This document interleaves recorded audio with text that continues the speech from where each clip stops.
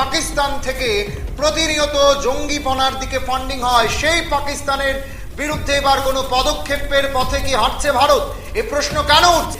একটা ছবি আপনাদের দেখাবো, যে ছবিটা আজকে প্রধানমন্ত্রীর বাসভবনে গুরুত্বপূর্ণ বৈঠকে সিডিএস সহ 3 সেনার প্রধান সহ স্বরাষ্ট্রমন্ত্রী অমিত শাহ। আপনাদের জানিয়ে রাখছি, কিছুক্ষণ আগেই 3 বাহিনীকে পূর্ণ স্বাধীনতা দিয়েছে প্রধানমন্ত্রী। কিছুক্ষণ আগেই প্রধানমন্ত্রীর বাসভবনে এই গুরুত্বপূর্ণ বৈঠক অনুষ্ঠিত হয়, যেখানে সিডিএস সহ 3 বাহিনীর প্রধান, ভারতীয় সেনাবাহিনীর চূড়ান্ত সিদ্ধান্ত নেওয়ার জন্য প্রধানমন্ত্রীর খোলা ছাড়। প্রধানমন্ত্রী একেবারে সরাসরি সম্পূর্ণ দায়িত্ব 3 সেনার প্রধানের উপর দিয়ে দিয়েছেন। সেনাবাহিনীকে গুরুত্বপূর্ণ দায়িত্ব দিয়েছেন।